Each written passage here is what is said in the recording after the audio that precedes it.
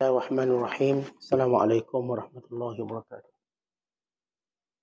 Alhamdulillahilladzi arsala rasulahu bil huda wa dinil haqq yudhhirahu 'ala ad-dini kullih walau karihal musyrikun. Asyhadu an la ilaha illallah wahdahu la syarikalah wa asyhadu anna Muhammadan abduhu wa rasuluh. Allahumma salli wa sallim wa barik ala sayyidina Muhammad wa ala alihi wa sahbihi ajma'in wa ba'du. Qala al-musannifu rahimahullahu ta'ala wa nafa'ana Allahu bihi wa bi'ulumihi fid dharain amin. Telah berkata Imam al-Allamah Syekh Abdul Qasim Al-Qushayri, semoga Allah Ta'ala merahmatinya dan kita mendapat manfaat serta barakah ilmunya.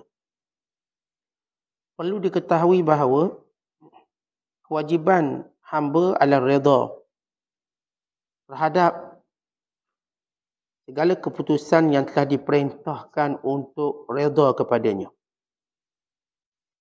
Kerana bukan semua, ada pembetulan terjemahan, kerana bukan semua segala sesuatu tanpa keputusan akan menjadi boleh atau kewajiban hamba adalah redha terhadapnya. Seperti redha terhadap kemaksiatan dan fitnah ujian orang-orang Islam. Menurut para sufi, para guru sufi, redha diibaratkan pintu Allah Ta'ala yang besar. Yang pintu untuk mendekati Allah. Orang yang memuliakan redha, maka dia akan dipertemukan dengan kecintaan yang paling penuh dan dimuliakan dengan pendekatan paling tinggi.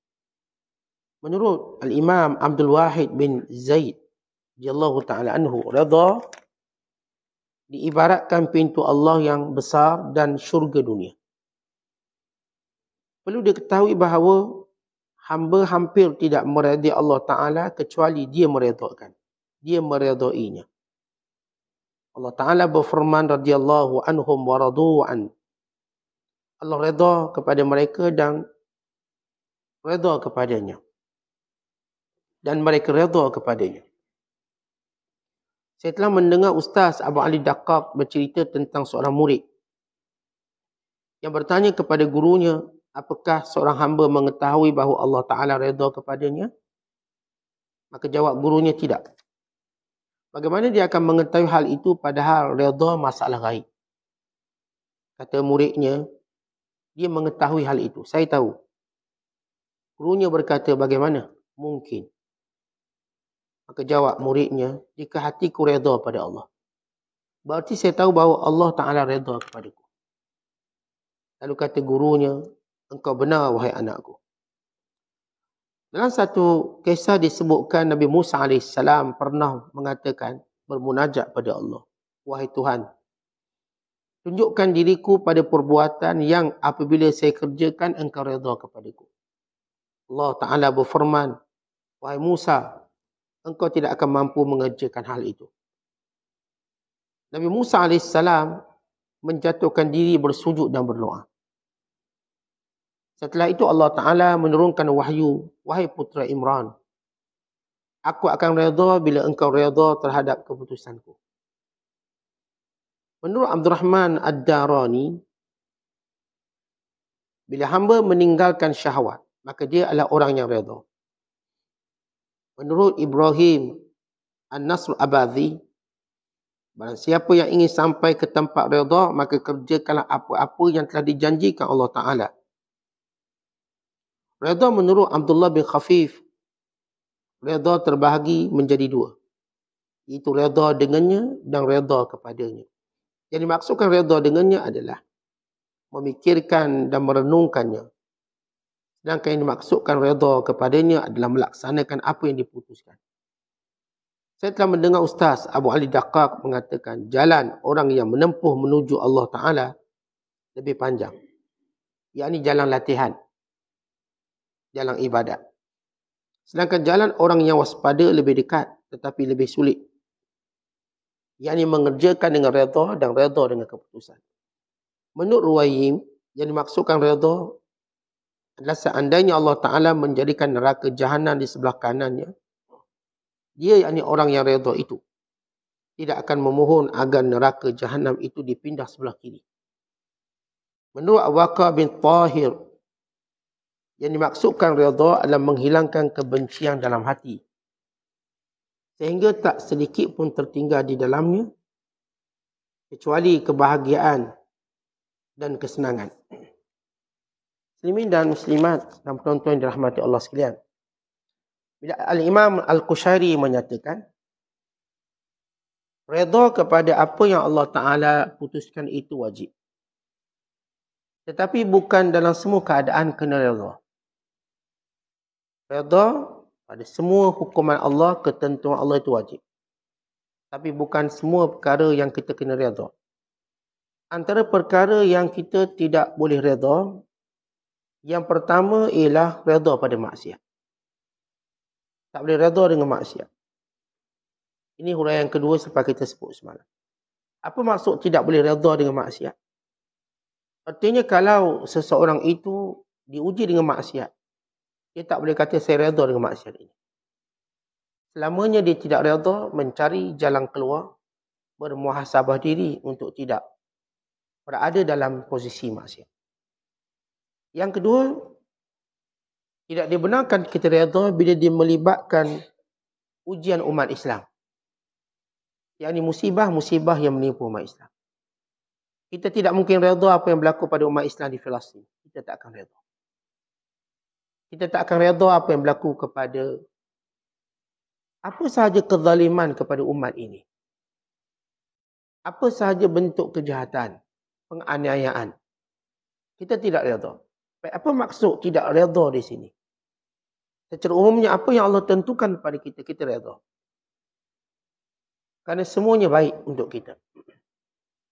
Tetapi bila mana ia melibatkan maksiat, ia melibatkan bentuk kezaliman kepada umat, kepada manusia, kepada umat Islam, jiwa tidak redha ini untuk bertindak dengan pantas dan cepat bagi mengubah keadaan itu.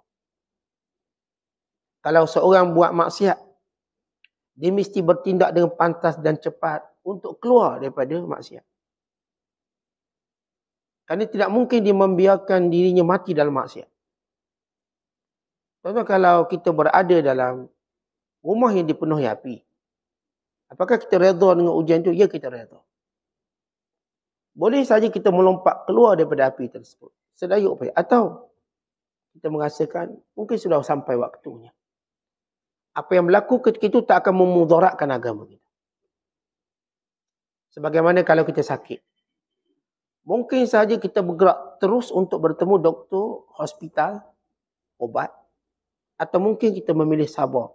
Ia tidak akan rosakkan agama kita. Tetapi kalau seorang terperangkap dalam maksiat, dosa, lalu dia redha, tak apalah saya mati dalam maksiat. Ia memudaratkan akhirat. Dia mesti keluar cepat daripada maksiat. Walau selangkah. Walaupun dia mampu hanya keluar selangkah daripada maksiat, untuk menunjukkan dia nak keluar.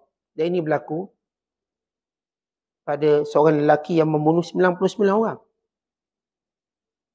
Dia nak bertaubat, nak keluar daripada maksiat. Dia tidak redha apa yang berlaku pada dirinya.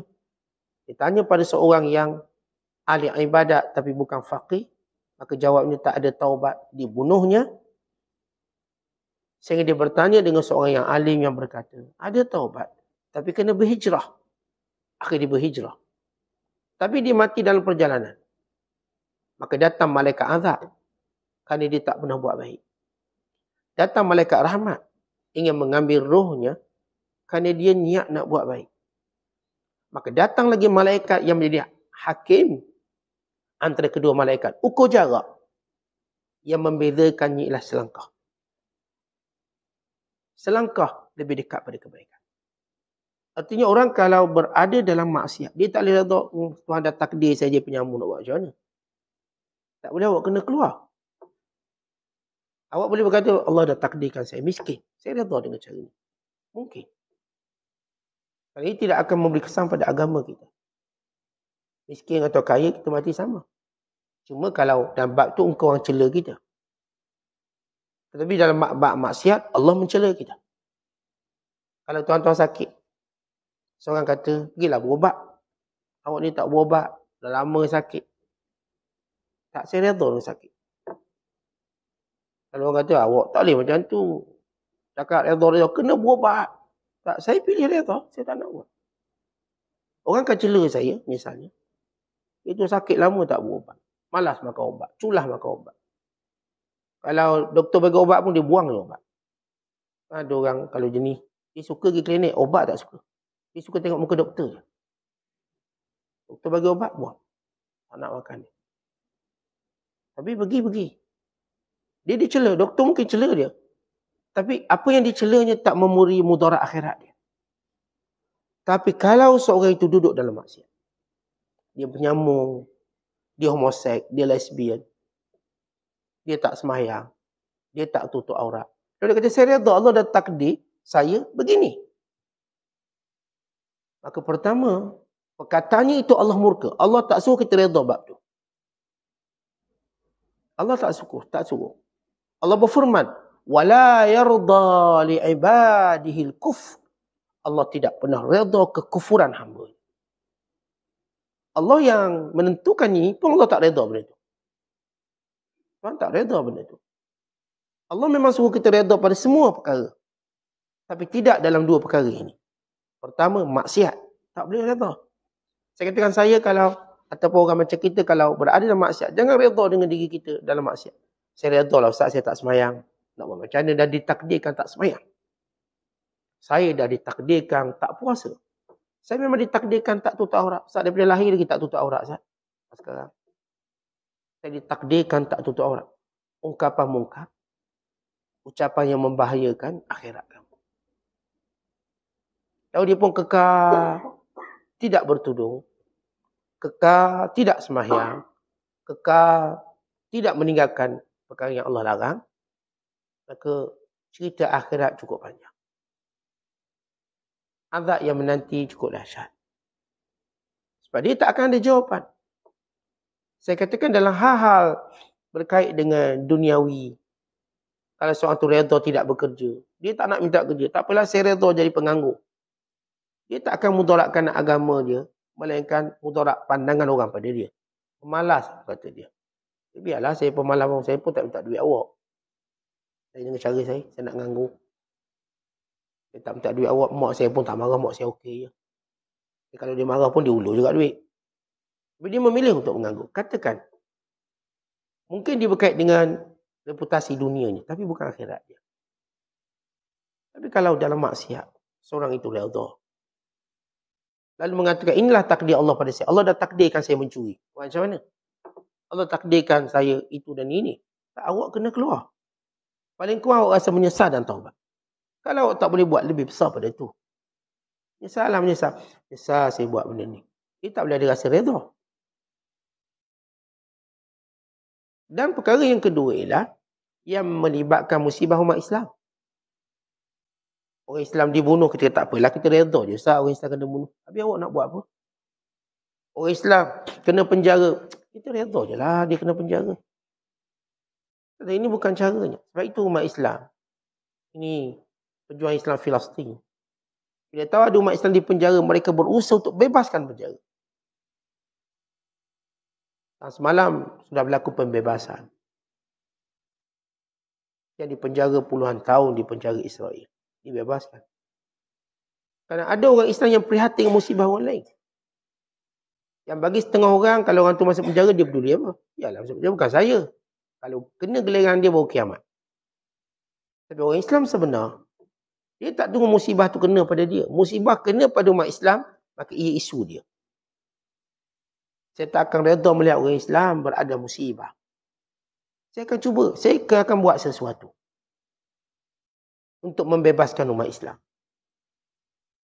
Demikian juga perkara-perkara yang melibatkan muqaddasat, tempat-tempat mulia umat Islam. Bila kita dengar masjid dirobohkan, apa kata kita redha? Redha lah Ustaz, masjid kena roboh. Saya tak akan redha. Saya akan buat sesuatu sehingga hak saya dikembalikan, hak umat Islam dikembalikan. Baitul Maqdis diceroboh, redha Ustaz. Bukan takdir. Tak, saya tak akan redha. Kerana Allah tak suruh saya redha dalam hal itu. Kalau mereka menceroboh Baitul Maqdis dan mereka ingin mengambilnya, maka saya pertahankan nyawa saya. Pertaruhkan nyawa saya. Saya akan buat segala sesuatu. Saya tak mungkin duduk diam di sini dan redha tak apa. Tuhan dah takdir. Baik tu makdir sebenarnya ada di tangan dia. Tidak. Saya tak akan cakap macam tu. Kan ini mihan, ini ujian besar pada umat Islam. Kalau orang ceroboh Madinah, Al-Munawwarah, saya tak akan redha. Saya tak akan redha. Takdir. Tak akan. Kan itu bukan yang Allah suruh kita redha. Jadi kita kena faham. Dan isu yang Allah suruh kita redha. Dan isu yang Allah Ta'ala kata, jangan kamu redha. Dari sudut, perlunya kita buat sesuatu. Baik, ini yang dimaksudkan dengan apa yang kita bacakan. Redha secara umum, ya. Tapi pada dua perkara, tak. Pada maksiat dan pada perkara melibatkan umat Islam dan juga perkara yang bersangkutan dengan agama kita. Kemudian kata para ulama, redha ialah pintu Allah yang besar. Babullahil a'zam. Baik, apa maksud pintu Allah? Siapa pun yang mula nak kenal Allah, siapa pun yang mula nak dekat dengan Allah, maka redha asasnya. Bahkan kata mereka, redha itu pintu Allah dan juga syurga Allah di dunia. Pintu nak masuk ke akhirat ialah redha. Manakala syurga duniawi itu redha. Dia dah sebut tentang apa yang Allah sebut dalam Al-Quran. Orang-orang yang redha dengan firman-Nya, wabashshiril mukhbitin. Berilah khabar gembira kepada orang yang redha. Allah menyatakan, wala nuhyiyannahu hayatan thayyibah. Kami akan kurniakan kepada orang yang redha ini kehidupan yang bahagia. Ai sa'adah. Sebab dia redha. Sebab bila kita sebut tentang kehidupan kita, kehidupan kita kat dunia ni tak boleh terlepas dari 5 perkara. Tak boleh lepas. Siapa pun kita. Yang pertama, kita namakan sebagai makmurat, perintah. Perintah-perintah Allah. Yang kedua, kita namakan sebagai manhiyat, larangan-larangan Allah. Yang ketiga, kita namakan mubahat, benda-benda yang diharuskan. Dan yang keempat, kita panggil nikmat yang menyenangkan.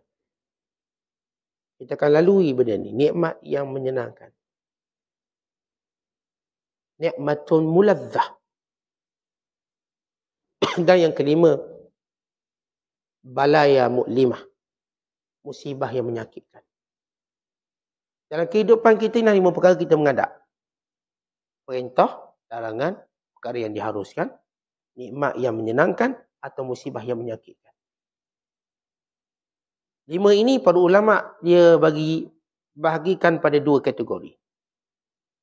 Kategori pertama dipanggil ad-diniyah. Kategori agama.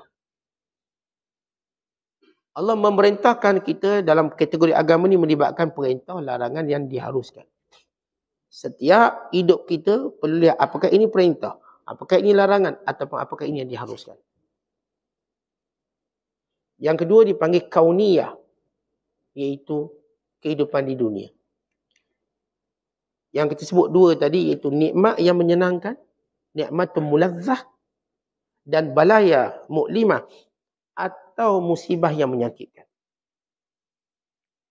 Bila Allah SWT ajar kita redha, pertama redha pada segala perkara agama. Perkara agama yakni perintah dan larangan Allah. Bila kita lihat, tadi saya katakan secara umum kehidupan kita akan menentasi 5 perkara ini. Dan kita diperintahkan redha. Apa yang kita diperintahkan redha yang merupakan pintu Allah terbesar dan syurga Allah di dunia? Yang pertama tuan-tuan dalam bab agama, diniyah. Maka kita diperintahkan untuk redha semua pensyariatan Allah. Sebab itu kita berkata dalam doa kita lepas azan, hatta doa di pagi hari atau di petang hari, bahkan ia merupakan tanda kelazatan iman. Yang kata Nabi SAW, siapa yang berkata, raditu billahi rabba, wa bil islami dina, wa bi Muhammadin nabiyyan wa rasulah. Yang cakap macam ni, dia akan masuk syurga. Lepas subuh kita cakap doa, petang. Atau kita menyebutnya selepas jawab azan. Sebut raditu billahi rabba, wa bil islami dina, wa bi Muhammadin nabiyyan, ataupun wa bi Muhammadin nabiyyan wa rasulah. Saya redha Allah Tuhan saya. Dan saya redha Islam agama saya. Redha. Dan saya redha Muhammad sallallahu alaihi wasallam Nabi saya. Dalam makna redha ini yang disebut oleh Nabi SAW. Zaka ta'mal iman man radiya billahi rabba. Bil islami dina wa bi Muhammadin rasulah. Telah merasakan kemanisan iman orang yang mengatakan bahawa dia redha Allah Tuhannya, Islam agamanya, Muhammad sallallahu alaihi wasallam sebagai nabi dan rasulnya. Baik, apa maksud kita sebut redha? Dikatakan tadi bahawa dalam hal agama kita diperintahkan redha dengan segala pensyariatan agama. Tuan-tuan, Allah syariatkan sembahyang, tuan-tuan kena redha. Dengan maksud jangan, kenapa pula kena sembahyang? Kenapa pula kena puasa? Redha pada semua syariat Islam. Semua. Tak ada satu pun yang kita nak sanggah. Allah mengharamkan riba. Tuan-tuan kena redha. Ini hukum Allah, bukan hukum fulan bin fulan. Kenapa pula tak boleh riba Ustaz? Ni riba lah, kita nak untung, bla bla. Awak kena redha sebagai seorang Islam. Allah mengharamkan zina, maka awak kena redha hukum tersebut. Allah mewajibkan kita menutup aurat. Ini bukan fulan bin fulan suruh kita tutup aurat. Bukan ustaz tu, ustaz ni, bukan. Maka awak kena redha. Ustaz, saya kalau tutup aurat, saya rasa bukan saya yang sebenar. Kalau buka aurat, saya yang sebenar. Saya tak nak hipokrit. Hipokrit tak redha. Awak kena redha, ini hukum Allah. Awak suka ke tak suka, ini hukum Allah. Ini fasal pertama, kita membina redha kita. Semua hukum hakam pensyariatan tuan-tuan kena redha. Antaranya ialah bila Allah Ta'ala yang mengharuskan poligami. Tuan-tuan kena redha. Sebut dia poligami, bulak mata. Terus melalak mata. Dan jiwanya sifat tidak redha. Ia tak kisah. Bab poligami yang sebut. Ngamuk. Ini orang tidak redha. Ini syariat. Ini bukan ustaz punya cakap. Sebut je poligami, dia pun tengok. Dia pun tengok suami dia. Oh, tak boleh. Jadi ini jiwa yang ada masalah. Jiwa yang tidak tunduk syariat. Dia kena redha. Masalah dia nampak suami tak layak. Itu cerita lain. Poligami tu.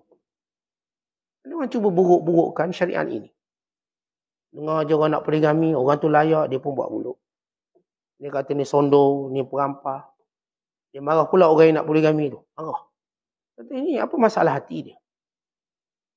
Apa masalah jiwa dia? Ini syariat Allah. Yang nak marah sampai mata lain macam. Apa muka lain macam. Kata ini orang yang tidak redha dengan syariat. Dia tidak redha. Bukan kita kata, kalau minta tu kena suruh suami kahwin ke? Bukan. Awak lebih tahu suami awak layak ke tak layak. Dan suami awak pun tak payah minta izin awak. Kalau awak nak bantah atas asas suami awak, bukan atas asas poligami. Dia cerita sekarang tuan-tuan. Dia orang marah syariat ini. Oh, dia akan tentang lawan. Sebut je moyang. Setan mula masuk. Syaitan dia dah masuk. Dia dah hilang dia punya tu. Dengar je suami kata nak poligami, ceraikan saya. Dia dah bawa perkataan haram dia. Dia akan menuntut cerai, hukumnya haram. Dan tak ada satu pun syariat menyebut. Bila suami nak poligami, maka kena minta cerai. Ini kebodohan yang tak boleh diajar. Tak boleh diajar di kuliah subuh, tak boleh ajar di kuliah maghrib. Tak boleh kita nak ajar dia. Tapi demikian orang meredai benda tu masuk dalam hati dia. Dan saya katakan kalau seorang tu kata, suami dia tak layak. Menantu saya tak layak. Anak saya tak layak. Apa pun tuan-tuan sebut. Tuan-tuan cuba kecilkan dari maksud penentangan tadi. Jangan besarkan. Sehingga melibatkan orang lain juga yang layak. Kecilkan. Saya nampak Ustaz, anak saya tak boleh. Anak saya nak poligami, saya tak izinkan. Saya bukan marah poligami. Saya nampak dia ni masalah. Sebab seorang dah diabaikan. Bagaimana mungkin nak beri tanggungjawab yang kedua? Saya tak melihat kemarahan saya pada poligami. Tapi pada individu ini. Tuan-tuan kena narrowkan ataupun sempitkan. Dari sudut apa yang tuan-tuan tak suka. Tapi benda tu boleh dibaiki pulih. Kalau awak boleh jadi baik, saya okey. Tak. Saya tak kira. Sampai kiamat memang awak tak boleh. Dan ini kebodohan syariat. Dan ini jiwa tidak redha. Kerana ia akan membuka ruang yang aneh tuan-tuan. Manusia Kita kalau cerita bab poligami, ya sensitif. Contoh kalau cerita bab zina, orang dengar biasa je. Tak ada orang nak marah berzina. Biarlah ramai mana remaja berzina, ramai mana orang tua berzina. Okay. Kita sekali kata, akhir zaman Ustaz, nak kiamat. Bila cerita dia poligami, kiamat dia. Dia kiamat. Dah. Tak boleh. Tak dengar nak marah ni. Esok tu tak datang kuliah subuh. Marah dia. Bukan tempat ni lah. Ni kat lain ni. Madagaskar. Dia punya kemarahan. Ini perlu kita rawat. Kerana orang ini dalam hati tidak ada jiwa redha pada syariat. Dan ini syariat. Oh, dia kata lelaki tu kuat nafsu lah nak kahwin lagi. Oh, lelaki tu. Kata kenapa nak mempermainkan syariat? Dia kuat nafsu ke dia nak pergi. Itu hal syariat yang dibenarkan. Tapi yang kahwin seorang tak ada nafsu. Tak ada nafsu. Oh, itu lain saat itu cinta.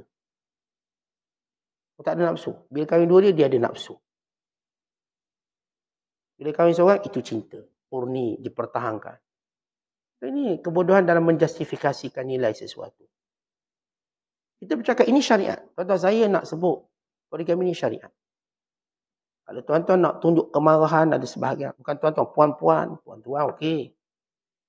Puan-tuan senyum. Yang biasa tidur tak tidur. Itu tuan-tuan. Ini puan-puan ni, puan-puan. Ini nasihat agama. Jangan tunjuk protes melampau. Jangan. Kita tak akan selamat daripada kemurkaan Allah. Saya kata kalau tak setuju, sempitkan ruang tadi. Jangan sampai nampak poligami tu, nampak dia ni. Pak suami saya subuh tak semayang. Payah ibadat. Nafkah tak cukup. Ibu nak ceritakan dia, ni saya tak setuju. Tapi kalau suami saya berubah, Ustaz, berubah. Baik, saya setuju. Jangan beri full mark ataupun full stop. Kalau suami saya je, memang tak layak sampai kiamat. Ini kebodohan juga. Baik, apa sebab awak kata suami awak tak layak? Sebab suami saya tak layak, nafkah tak cukup. Lagi? Sebab saya rasa dia bini. Baik, kalau dia boleh berubah. Ustaz masukkan dia dalam kursus Ustaz, poligami. Ustaz ubah dia. Ustaz ajar dia tanggungjawab. And then dia bersedia berubah, awak setuju? Tak setuju juga. Mana awak yang tolak syariat? Awak bukan lagi tolak suami awak. Awak tolak syariat. Suami awak buktikan tak baik. Dia selalu minta duit dengan awak kan. Baik. Dia kata dia nak kahwin. Ustaz nak ambil dia, Ustaz nak didik dia. Mulai hari ni awak jangan ambil duit bini awak. Awak bekerja sungguh-sungguh. Dia pun kerja sungguh-sungguh. Mulai hari ni awak jaga solat. Awak datang kuliah. Isteri dia Ustaz, dia kuliah pun tak pergi. Nak bimbing agama macam baik. Saya beri dia datang kuliah. Penuh kuliah saya ni, penuh datang kuliah. Didik dia. Duduk sah depan. Dia pun jadi bila. Dia pun sekian. Saya kata dia dah berubah. 80% daripada perangai yang awak sebut. Boleh tak boleh? Tetap tak boleh. Awak tidak redha dengan syariat. Maka saya full stop dengan awak. Jadi saya kata kalau awak tolak poligami, maka awak berhadapan dengan Allah, bukan berhadapan dengan saya. Jadi siapkan soalan tu. Kalau saya katakan awak tak setuju suami awak, dalam situasi itu, kalau dia boleh berubah positif, apakah awak setuju? Dia pun tengok atas bawah Ustaz ni macam-macam. Berarti dalam hatinya berpenyakit. Fi qulubihim marad. Fazadahumullah marada. Dek penyakit itu ada dalam hati, Allah tambah lagi sakit. Kata bila kita sakit hati dengan syariat, ingat Allah akan tambah penyakit itu. Yang tuan-tuan sakit hati dengan syariat itu kenapa? Kalau sakit hati dengan syariat, kan ini semua syariat. Kita cerita bab sembahyang, puasa, zakat, haji. Kita cerita bab poligami, ini semua syariat. Maka tidak bersetuju dengan syariat, berarti tidak redha dengan apa yang Allah putuskan secara syariat. Dan kita jelaskan lagi bahawa kalau tuan-tuan tak setuju secara individu, sempitkan. Dan kalau dia bersedia berubah, tuan-tuan akan kata, saya okey. Saya okey. Kalau dia betul nak berubah, saya okey. Saya tak ada masalah. Sebab saya bukan tentang poligami. Saya cuma lihat dia. Tapi bila dia lah meletakkan diri pada level yang layak, saya akan bagi. Saya tak bagi anak saya naik motor. Sebab apa? Saya memang dia jatuh sekian. Tapi kalau dia dapat pengiktirafan JPJ, dia layak naik. Tiba-tiba kita, saya tak bagi dia naik. Itu yang teruk. JPJ beri anak saya lesen, berarti diberi izin anak saya naik motor ke mana pun. Ibu saya masih tak nak bagi. Berarti yang teruknya siapa? Ketidakpercayaan kita itu asasnya kerana hawa nafsu. Bukan lagi kerana rationality dan sebagainya. JPJ bagi lesen pada anak saya naik kereta. Takkan saya tak berani kalau ayah saya nak pergi mall. Tak boleh, ayah tak kasih. Kau ni bukan pandai bawa kereta. Ya, saya dah dapat lesen, JPJ kasih. Dah dapat lesen. Tak kira JPJ tu bukan tahu sangat. Kalau sampai dia kata JPJ tu bukan tahu sangat. Yang buat undang-undang. Kita kata, dia ni tahap. Kita tak boleh terima pemikiran dia. JPJ dah bagi lesen. Artinya JPJ bagi lesen. Dia bukan boleh pergi ke mall. Dia boleh rang satu Malaysia dengan lesen. Walaupun kita tak boleh terima benda tu. Tapi itulah di sijilnya. Dan sebab tu kita sebut tentang redha pada syariat. Asal syariat. Itu syariat. Kalau tuan-tuan benci tak suka. Pada ruang yang sempit. Orangnya. Dan jangan menghala kebencian tu pula pada orang lain. Kerana yang melakukannya Rasulullah SAW. Dan semua para Nabi. Alaihissalatu wassalam. Kalau orang kata ustaz yang poligami dia tak setia dengan isteri. Awak jawab benda tu di hadapan Rasulullah. Apakah awak kata Rasulullah suami yang tidak setia? Abu Bakar suami tidak setia? Umar suami tidak setia? Uthman suami tidak setia? Ali suami tak setia? Awak subuh pun tak setia. Dan cakap banyak. Ini orang-orang yang setia kepada Allah. Pada hukum Allah. Dia main satu naratif. Yang kahwin seorang ni betul-betul setia dengan isteri. Yang kahwin dua tak setia. Tak setia, ini orang sekian-sekian. Saya katakan ini semua, ini hatta Nabi Isa turun dia berpoligami. Untuk buang satu naratif yang rosak. Yang membuka pintu zina yang banyak. Yang buka pintu maksiat yang lain. Sehingga dia lupa. Ditutup satu pintu halal, 70 pintu maksiat terbuka. 70 pintu maksiat. Akhirnya apa berlaku? Cerai. Bagi dia cerai lebih dia suka daripada poligami. Itu bagi orang-orang yang saya katakan buta syariat. Ini buta yang tak boleh dirawat. Dia kalau buta yang biasa-biasa tu boleh kita bagi pakai spek. Ini buta daripada asal. Tak ada ubat. Dia tu dia berjalan sampai masuk pergi buta. Maka ini kita sebut redha pada syariat. Dan yang kedua ialah redha pada ujian-ujian dan nikmat. Ujian-ujian yang kita dapat, maka kita belajar untuk redha. Ini dua asas bila kita bina redha kita. Saya sebut tadi pertama 5 perkara. Kemudian pembahagian 2. Ini semua bentuk istilah je. Bentuk kita kata lafaz. Ada yang memberikan bahawa manusia akan melalui 5 perkara dalam hidup. Perintah, larangan yang harus, nikmat dan juga ujian. Dan mereka bagi pula dalam bab 5 perkara ini ada bahagian agamanya, ada bahagian kauniyah dunianya. Bahagian dunia ialah nikmat dan musibah. Semua orang akan kena nikmat dan musibah. Bahagian agama pada orang yang faham agama. Dia faham ini ujian Allah Ta'ala. Mereka dia tak ada agama. Maka dia menunggu pembalasan daripada Allah SWT. Maka ini pintu redha seorang hamba. Dan ini maksud yang saya sebut. Raditu billahi rabba. Ya Allah, aku redha. Engkaulah Tuhan yang menguruskan semua ini. Semua yang datang dari Allah, saya redha. Walaupun hak nafsu saya tak boleh terima. Dan bila setengah perempuan hari ini, dia kata lelaki dan perempuan sama lah. Sama. Allah sebut dalam Quran. Walaysa dzakaru kal unsa. Lelaki tak sama dengan perempuan. Dia kata tak, sama. Baik, awak disebut sama ni golongan yang memperjuangkan hak kesamaan jantina. Baik, sama sebut mana awak nak? Kerana setiap lelaki dan perempuan daripada biologinya sudah pun berbeza. Dah berbeza. Nak sama dari sudut mana? Kalau sama dari sudut hak untuk tidak dizalimi, ya, betul. Tak ada orang boleh dizalimi hatta binatang. Hatta menzalimi seekor bernama babi pun tak boleh. Tak boleh menzaliminya. Menzalimi binatang yang sunat dibunuh, lalu kita zalim dengan mencincang juga tak boleh. Dan semua orang maklum benda ni. Dari sudut apa yang seorang tu berkata lelaki dan perempuan sama. Maksud mereka sama, dari sudut hak. Kalau dalam rumah tangga, sama-sama boleh keluar ikut suka dia, tanpa meminta izin suami dia. Jadi itu tak sama. Dalam bab aurat, tidak sama. Dalam bab ibadat, kita dalam bab sembahyang, ada benda kita tak sama lelaki perempuan. Perempuan tak boleh sebut amin kuat. Lelaki akan sebut amin kuat. Perempuan tidak mengangkat suaranya ketika solat. Perempuan ketika mana dia sujud, lain daripada lelaki sujud. Ada perbezaan. Perempuan dia bab harta pusaka, ada perbezaan. Dia kata, kita nak sama. Lelaki perempuan sama banyak dapat. Tak boleh. Tak sama ini bukan maksud tidak adil. Apakah kita definisikan sama itu adil? Adil ialah sama. Sama banyak. Itu tidak secara mutlak. Dalam definisi adil, ulama menyebut letak sesuatu pada tempat dia. Maka itu adil. Kalau seorang suami meninggal dunia, isteri dapat berapa? 1/4 atau 1/8. Kalau seorang isteri meninggal dunia, suami dapat berapa? 1/2 atau 1/4. Kenapa tak sama? Kami nak persamaan. Allah kata tak akan sama. Maka lihat rahsianya. Walaupun kita lebih melihat pada penyerahan Allah pada Allah. Tapi kalau dia nak argument kita, nak arguing. Perempuan kata, kenapa harta pusaka kita orang tak sama dengan lelaki? Bila suami meninggal, kita dapat sikit. Kita meninggal, suami dapat banyak. Bukankah kita suami isteri?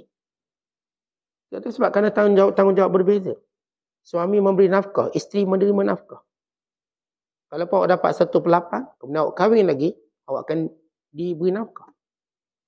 Suami pula, dia dapat 1/4, katakan, atau 1/2 dalam situasi tak ada anak. Kalau dia kahwin, dia masih terus menafkahkan. Perempuan secara hukum, tak ada satu pun perempuan ni wajib mengeluarkan wangnya. Melainkan pada zakat. Dia tak perlu keluar pada hukum nafkah. Bacalah hukum fiqh mana, tak ada seorang pun dikatakan perempuan wajib keluarkan nafkah. Pada suaminya, pada anak-anaknya. Bukan. Itu bukan hak dia. Kenapa dia tak minta sama? Biar suami pun tak wajib nafkah. Perempuan dalam bab benda dia rasa rugi, kenapa tak sama? Bab dia untung, dia pun buat diam, tak cakap apa. Ini perempuan yang tak ada agama. Awak nak suruh sampai ginilah. Kahwin ni yang wajib beri nafkah suami. Yang beri mas kahwin pun suami. Awak nak sama, jadi suami tak payah beri nafkah. Sebab awak pun tak bagi nafkah. Jadi masing-masing buat amal-amal, belalang kupu-kupu. Makan ramai-ramai, bayar suku-suku. Jadi saya nak makan, saya bawa balik sini nasi goreng ayam saya. Awak nak makan pattaya, awak boleh pattaya awak. Kalau awak tak bawa balik, awak kebuluh suruh awak. Saya tak peduli. Sebab masing-masing duit sendiri. Tapi ini kan rumah tangga. Kalau cerita sama. Suami diberikan tanggungjawab, awak kena beri nafkah pada isteri awak. Sewa rumah awak kena bayar.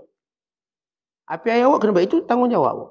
Baik, kalau awak cerita bila bab rasa rugi nak sama. Baik, nanti api air pun pakai bayar semua. Tak ada istilah siapa pun yang bertanggungjawab. Akhir jadi kita macam masyarakat orang kafir. Tak ada rumah tangga. Mereka tak nak kahwin. Kita katakan tidak mahu berkahwin dalam situasi masyarakat di barat sekarang. Masyarakat bukan Islam. Kerana mereka tidak mahu mengambil tanggungjawab. Dan mereka sentiasa arguing siapa lebih bertanggungjawab. Dan perempuan merasakan mereka seperti lelaki. Akhirnya tak ada nak kahwin. Cuma nak kawan je. Kawan. Just be friend. Jadi kawan. Tapi keluar anak 2 orang, 3 orang. Namun kawan. Tak ada komitmen apa-apa. Akhirnya rosak masyarakat. Islam aja. Ada benda perempuan dapat sama. Ada benda tak sama. Tapi bukan itu makna kezaliman. Kesesuaian. Hak dan sebagainya. Baik, ini syariat. Oleh sebab itu bila kita faham tentang asas syariat. Kita tahu dalam syariat itulah keadilan. Bukan dalam apa yang kita nak. Setengah ulama menyatakan, Allah, kita tak mungkin redha pada Allah. Kalau Allah tak redha pada kita. Sebab dalam Quran Allah mulakan dengan dirinya. Radiyallahu anhum wa radu'an. Allah redha pada mereka, mereka redha pada Allah. Maksudnya apa tuan-tuan? Maksudnya, mohonlah supaya Allah redha pada kita. Maka dengan ini, kita akan sentiasa redha dengan Allah. Tentu bukan kita yang memulakan redha dengan Allah. Kita tak mampu. Melainkan Allah yang ilhamkan kita redha. Kan itu kita doa, ya Allah, Allahumma raddini biqada'ika. Ya Allah, jadikan aku sentiasa redha dengan apapun ketentuanmu. Apapun ketentuanmu, jadikan aku redha. Maka dengan sebab itu Allah redha. Sama juga, tuan-tuan sekalian. Bukan kita bertaubat sehingga Allah menerima taubat kita. Tapi Allah yang memberikan kita taubat untuk bertaubat, lalu Allah pun terima taubat kita. Maksudnya semuanya datang dari Allah. Kullu min indillah. katakan semua kurnia itu datang dari Allah. Dzalika fadlullah yu'tihi man yasha. Demikian kurniaan Allah yang Allah beri pada siapa yang dikehendaki. Redha, benda yang hebat, Allah beri pada siapa yang dikehendaki. Sebab itu kita minta, ya Allah, jadikan aku hamba-Mu yang sentiasa redha pada perkara yang aku suka dan perkara yang aku tak suka. Pada perkara yang aku tahu, pada perkara yang aku tak tahu. Pada perkara yang aku inginkan atau pada perkara yang aku tidak inginkan. Jadikan redha. Setiap kita, saya dan tuan-tuan, ada benda kita tak suka kau berlaku pada kita. Ya. Ada benda yang kita suka, kita pun bercakap gagah sikit bunyi dia. Ada benda kita tak suka, cakapnya lemah, lembut sikit. Tentang kita nak Allah beri pada kita redha pada semua hal. Pada benda saya tak suka. Tapi saya tahu itu hak dia. Saya tahu itu hak dia. Mudah-mudahan Allah jadikan saya redha. Kadang-kadang kita bergaduh orang, berbalah orang. Bila berbalah, kita pun tak nak beri semua dengan dia. Tapi kita tahu ada benda dia berhak dapat. Ada benda berhak dapat. Tapi bila kita gaduh orang, tiba dia beri salam kat kita. Assalamualaikum. Ikut marah saya tak nak jawab. Tapi syariat ajar saya jawab walaupun saya benci dia. Saya kata waalaikumsalam. Kita lihat orang-orang yang jiwa redha, dia lawan kebencian dia. Kalau tuan-tuan tak suka orang, dia beri salam, tuan-tuan jawab atau tidak? Saya ustaz tak jawab. Macam tuan-tuan berdosa dengan Tuhan. Saja-saja dia boleh beri kita satu benda yang kita akhirnya berdosa kepada Allah. Kita tak ada sebab untuk tak jawab salam hanya kerana kita tak suka dia. Maka ini tanda kita tidak redha dengan hukum syariat. Hukum kata orang beri salam tuan-tuan kena jawab. Itu hukum. Jadi saya, kalau ada orang saya kata saya tak suka dia. Kerana perbalang peribadi dan sebagainya. Tiba dia datang, Assalamualaikum. Saya akan kata Waalaikumsalam. Kerana saya redha dengan syariat. Walaupun jiwa saya marah. Kenapa jawab? Ini bukan boleh jawab saya. Ini bagi penumbuk je ni. Terang gitu. Tapi kita ikut syariat. Sebab itu, orang Islam bila berperang orang kafir. Sebab bila dalam peperangan ketegangan memuncak. Memuncak ketegangan. Namun umat Islam tetap diminta supaya menjaga peraturannya. Jaga peraturan. Bila datang orang kafir ke negara Islam, sebagai wakil ataupun diplomatik, kita tak boleh mengapa-apakannya. Itu peraturan. Kita tak akan apa-apakannya. Sebab dia datang sebagai pegawai diplomatik. Kalau kita nak marah Yahudi, apa yang mereka buat. Tapi kita tidak boleh bila kita jumpa mana-mana Yahudi, lalu kita membunuhnya. Itu tak boleh. Sebab kebencian kita biar tahu di mana nak diarahkan. Kita arahkan di medan perang, bukan di sini. Bukan saya jumpa Yahudi, saya pun kita pakat kumpul tumbuk. Bukan begitu. Fitnahnya besar. Kita diminta sebagai jaga kemarahan kita. Kerana ini hukum Allah, syariat. Sebab itu Nabi SAW dikunjungi Yahudi. Bukan Rasulullah tak kenal perangai watak Yahudi. Tapi dalam tahap itu Rasulullah tak diizinkan buat benda itu. Datang ketua munafikin. Nabi tahu ini munafikin. Tetapi Rasulullah SAW menjaga muamalah dengan munafikin ini. Walaupun kalau ikut apa yang mereka kata pada Nabi SAW cukup besar. Tapi oleh kerana hukum muamalahnya begitu. Rasulullah menahan sampai waktu Allah perintahkan. Ini yang kita sebut berredha pada syariat. Kita nak marah macam mana syariat mengatasi kemarahan kita. Yang saya sebut contoh tadi lah. Kalau kita marah ke orang, dia bagi salam, kita pun tak nak jawab. Kita berdosa. Melainkan tuan-tuan tak jawab kerana alasan syarak. Sebab ada waktu kita tak boleh atau kita boleh tak jawab salam atas alasan syarak. Maksudnya kalau apa pun saya nak buat atas alasan syarak. Bila seorang tu beri salam, saya tak payah jawab. Misalnya, dia beri Assalamualaikum. Misalnya kalau bagi seorang perempuan, bila salam itu mendatangkan fitnah bagi dia. Dia perempuan nak dara lawa, tiba datang lelaki. Ni cara nak mengorak. Assalamualaikum. Kau ni lain dulu. Dia boleh tak jawab? Kalau dia jawab, dia buka laluan untuk lelaki ni memfitnah dia. Stop. Kenapa? Ini salam lelaki pada perempuan yang menimbulkan fitnah. Allah mengilhamkan lelaki itu beri salam pada sejumlah perempuan. Aman fitnah. Atau diberi salam pada seorang perempuan yang aman fitnah. Perempuan ni dah tua. Tak ada apa-apa hidden. Assalamualaikum. Okay. Tapi saja dia usia anak-anak dara. Tengok dara pakai tudung labu. Assalamualaikum. Tak jawab dosa tau. Dia buat dosa daripada pagi tak kira ni. Dia pun agui ni. Tentang ini boleh.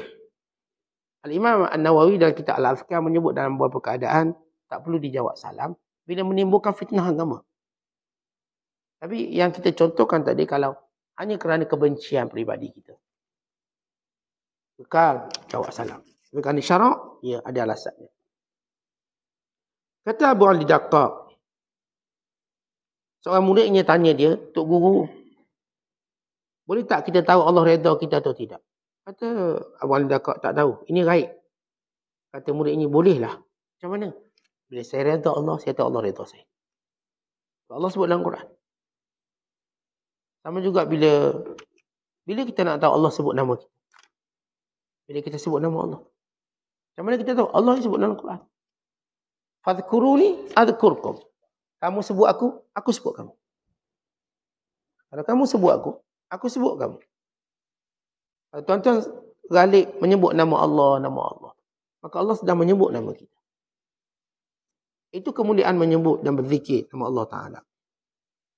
Satu hari Nabi Musa AS bermunajat, Ya Allah, tunjukkan kepadaku satu amalan yang engkau redha. Engkau redha. Allah kata, wahai Musa, kamu tak mampu. Nabi Allah Musa terus tunduk sujud berdoa, Ya Allah, beritahulah aku nak. Lalu Allah Ta'ala perintahkan Musa, wahai Musa, ya aku beritahu. Amalan yang paling aku redha sekali, bila engkau redha dengan segala keputusanku. Keputusan Allah pada kita, saya sebut tadi ada dua. Satu, keputusan Allah berkait dengan perintah-perintah agama. Itu keputusan Allah. Tuan-tuan kena terimalah. Semayang tu wajib. Zakat tu wajib. Riba tu haram. Rasuah tu haram. Tak payah nak konda-konda kat mana. Maka terima. Itu keputusan Allah. Yang kedua, keputusan Allah itu ialah takdir pada kita. Ujian-ujian yang berupa musibah. Terima musibah-musibah tersebut. Dengan cara yang Allah ajar pada kita. Itu kata ulama, bila mana kita kena musibah, maka 3 perkara kita kena buat. Kalau tuan-tuan kena musibah, saya kena musibah. 3 perkara kita kena buat. Apa dia? Yang pertama, redha. Jangan wasangka buruk pada Allah. Dalam satu hadis Nabi SAW menyatakan, bila ada seorang lelaki berkata, Ya Rasulullah ausini, wahai Rasulullah, wasiatkan pada saya, beri saya satu pesan. Kata Nabi SAW, La tattahimillah fi syai'in min qada'ihi. Jangan kamu berwasangka buruk pada Allah pada sesuatu yang Allah tentukan pada kamu. Kalau tentukan pada kita sesuatu, jangan kata Allah tak sayang saya, Allah tak suka saya. Jangan kamu tattahim, menuduh Allah bukan-bukan. Jangan tuduh Allah. Bila satu ujian pada kita, pertama, terima dia. Jangan tuduh Allah. Yang kedua, jangan salahkan manusia. Keluarkan daripada menyalahkan orang. Keluarkan. Kita mungkin salahkan orang tu untuk mengajar dia. Tapi bukan untuk melepaskan kemarahan kita. Oh, dia salah, bukan saya. Jangan salahkan orang. Keluarkan orang. Lihat diri kita. Dan yang ketiga, terus mengadu pada Allah sungguh-sungguh. Mengadu pada Allah. Doa pada Allah sungguh-sungguh. Itu penyelesaian dia. Dan bila kita ambil contoh mudah. Anak kita pegang cawan, pegang gelas, mahal tu. Cawan kita cawan pusaka. Kita minum air teh, cawan tu je. Cawan lain kita tak minum. Orang tua-tua dulu, dia ada cawan khas dia. Ini turun-temurun ni. Ibu anak pegang jatuh, pecah. Uish, Allah ni. Itu takdir Allah. Kita terima. Nak marah anak? Jangan salahkan dia. Tuan-tuan boleh tegur dia lain kali bawa tu elok-elok. Jalan mata tengok. Tapi melampau tuan-tuan marah orang, menyalahkan dia, salah. Tak boleh. Allah uji kita dengan dia, dengan takdir kita. Kita tahu ini dah sampai ajal cawan kita ni, gelas.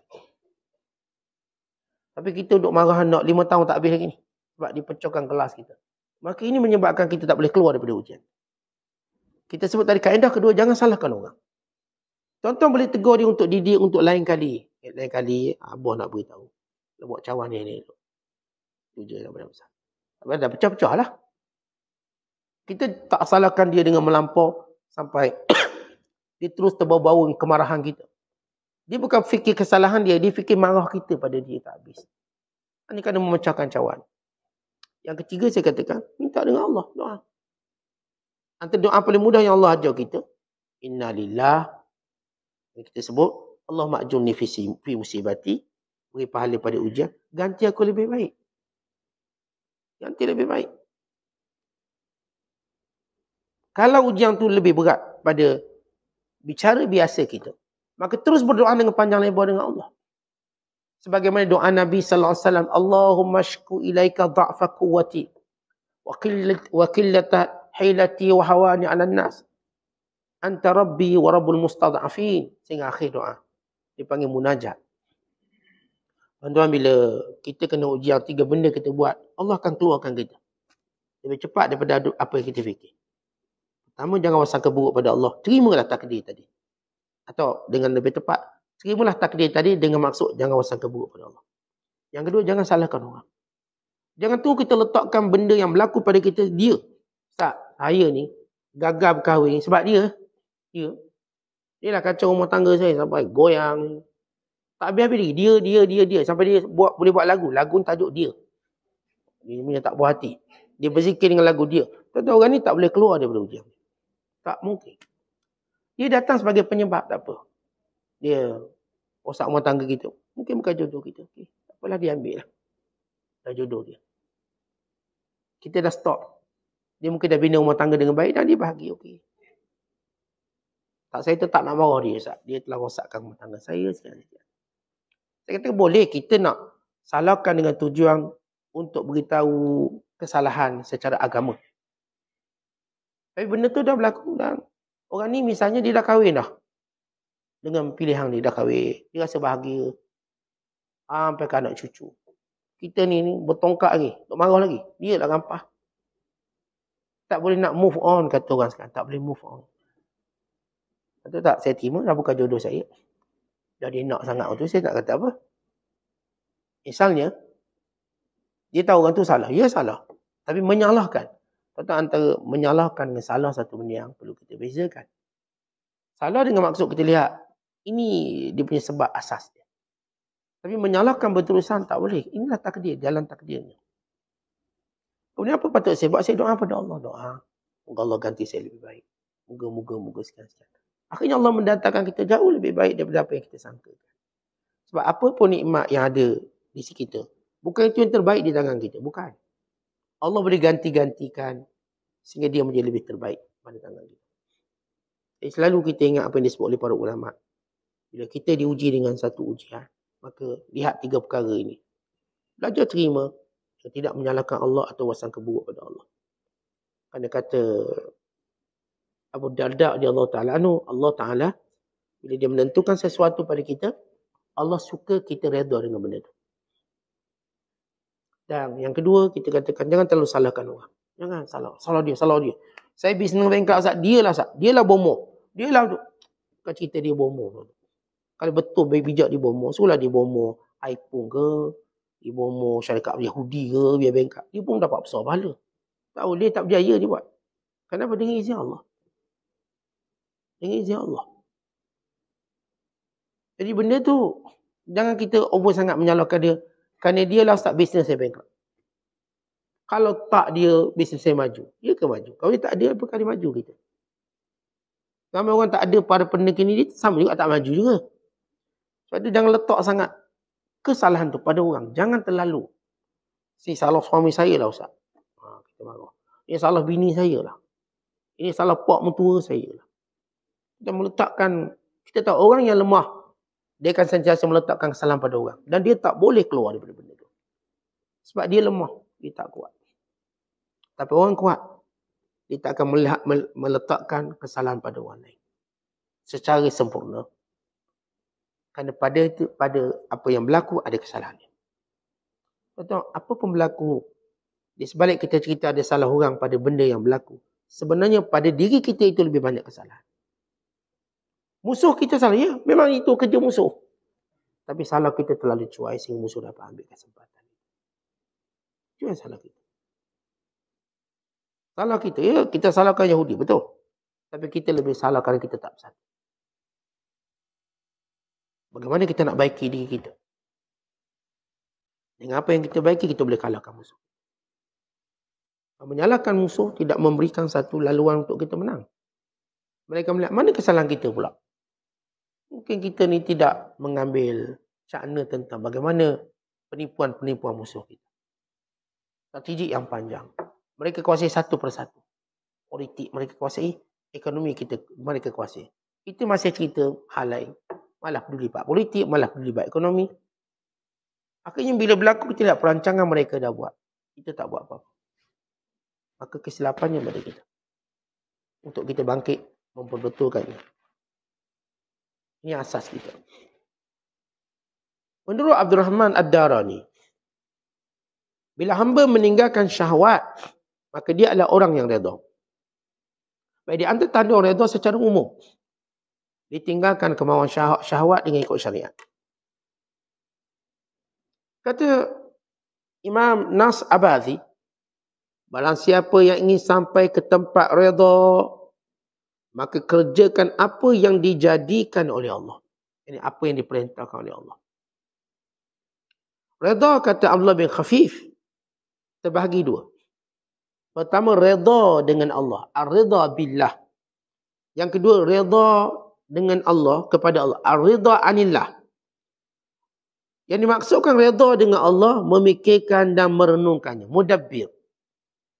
Yang dimaksudkan redha kepadanya adalah melaksanakan apa yang diputuskan. Baik. Redha ada dua. Pertama dipanggil ar-ridha billah dan ar-ridha anillah. Saya nak terjemah lebih mudah dipahami insya-Allah. Ar-ridha billah, kita tahu Allah mentakdirkan semua ini. Itu ridha billah. Ar-ridha anillah, bila berlaku benda yang ditakdirkan, maka kita redha. Saya tahu Allah yang takdirkan makan minum saya, Allah takdirkan rezeki saya, Allah takdirkan hidup saya, mati saya. Itu pengetahuan umum saya. Ini panggil redha dengan Allah. Dan bila berlaku, apa yang berlaku? Maka Allah tetapkan saya umur banyak ni. Allah tetapkan kesihatan saya setakat ni. Maka bila berlaku, maka saya ar-ridha anillah, saya redha dengan Allah. Sebelum berlaku saya redha, ini semua ketentuan Allah. Lepas tu kita daripada awal bercakap jodoh, maut, siang-siang tangan Allah. Mana kita dah ada asas redha. Kata ni anak orang ni kahwin siapa? Ni jodoh-jodoh kan. Ini ketentuan Allah. Kita dah tak prepare dah ni. Anak kita umur 30 ke nak kahwin 40 kita pun tak tahu. Tapi kita tahu ini ketentuan Allah. Anak kita tak kerja buat lagi ni kalau universiti. Dah macam mana tak buat kerja? Yalah.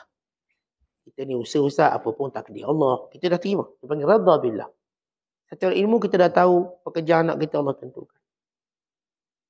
Dia dah umur 20-25, kita tak bimbang. Sampai masa ustaz dia dapat kerja insya-Allah. Tengok usahalah ni. Kita tenang kerana kita tahu setiap benda tu dalam takdir Allah. Kemudian bila berlaku takdir Allah, anak kita pun dapat kerja. Yang dapat kerja tu ada kerja yang kita suka, ada yang tak suka. Kerjanya menjauh daripada kita. Mungkin kita tak suka. Kita harap dia dapat kerja sebelah rumah je. Tapi rezeki dia jauh. Lalu kita redha. Mungkin takdir Allah. Ada benda yang Allah nak beri pada dia. Mungkin Allah nak beri dia pekerjaan dan Allah nak beri dia jodoh sekali di tempat yang dia bekerja. Mungkin. Dan kita tak tahu. Kita redha je, redha. Maka ini maksud ar-ridha billah dan ar-ridha anillah. Itu redha pada setiap benda yang berlaku, Tuhanlah yang takbir. Yang kedua ialah bila ia berlaku dan telah berlaku, saya menerima apa yang Allah takdir. Kata ini jiwa redha yang menjadikan manusia.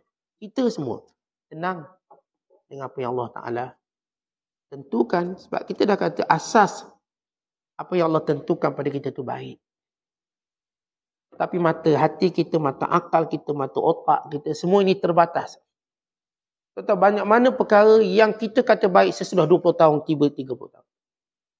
Sebab kita bukanlah cerdik sangat. Cerdik sangat kita. Nak nilai benda tu baik, bukan cerita kerja 1 hari, 2 hari. Kadang-kadang selepas 10 tahun, 20 tahun, 30 tahun, baru kita kata baik. Kadang-kadang sesudah hilang benda tu puluhan tahun, baru kita kata baik dia ni. Ni kalau ada bagus. Dulu waktu ada kita kata tak bagus. Akhirnya kita nampak bagus. Begitu jahilnya kita terhadap sesuatu. Betul tuan-tuan. Daripada kita tunjuk bodoh kita ni. Baik kita tunjuk cerdik kita dengan menyerahkan urusan kepada Allah. Apa pun berlaku baik insya-Allah. Kita suka tak suka, baik. Kerana kita tidak mampu, saya tuan-tuan tak mampu menilai sesuatu itu baik hari ini untuk dikekal baik esok, lusa. Takat ni okeylah. Mudah-mudahan macam tu. Akan datang Allah SWT. Tidak tahu. Ini urusan takdir Allah. Tapi saya yakin Allah tidak takdirkan melainkan yang baik. Di situ tuan-tuan kita akan dapat kenikmatan, kebahagiaan yang sebenar. Wallahu a'lam bishawab. Assalamualaikum.